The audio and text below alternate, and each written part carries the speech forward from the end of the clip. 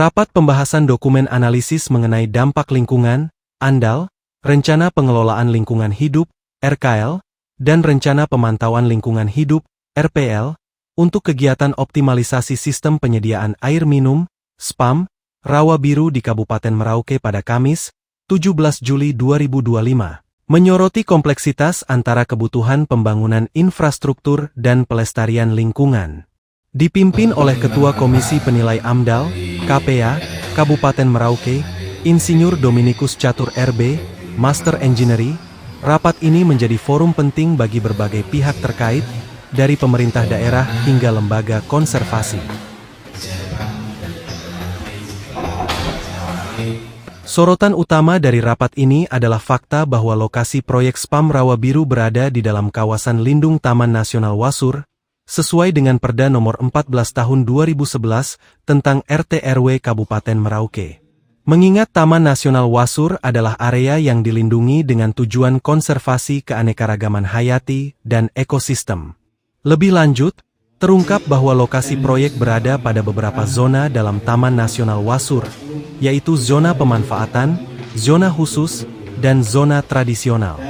Adanya proses review untuk mengubah zona khusus dan zona tradisional menjadi zona pemanfaatan menunjukkan adanya upaya penyesuaian regulasi untuk mengakomodasi kegiatan. Namun hal ini perlu dikaji secara cermat agar tidak mengesampingkan prinsip-prinsip konservasi.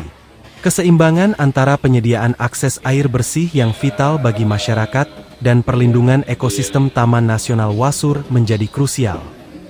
Pentingnya poin bahwa dokumen ANDAL RKL-RPL dikembalikan untuk diperbaiki dan penanggung jawab kegiatan menyatakan menerima semua saran dan masukan, mengindikasikan adanya ruang kolaborasi dan kepatuhan terhadap prosedur AMDAL.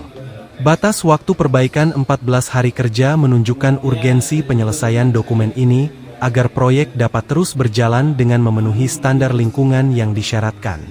Rapat ini menjadi langkah awal yang penting dalam proses perizinan lingkungan.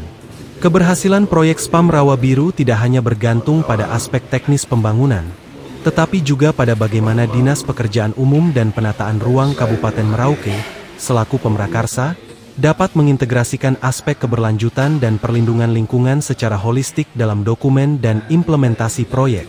Peran aktif semua pihak yang hadir, terutama dari Balai Taman Nasional Wasur dan Balai Besar Konservasi Sumber Daya Alam Papua, akan sangat menentukan dalam memastikan bahwa optimalisasi SPAM ini tidak menimbulkan dampak negatif yang signifikan terhadap keanekaragaman hayati dan fungsi ekologis Taman Nasional Wasur.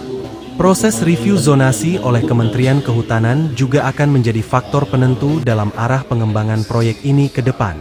Secara keseluruhan, rapat ini mencerminkan dinamika pembangunan di daerah konservasi, di mana kebutuhan manusia akan infrastruktur harus sejalan dengan upaya pelestarian alam.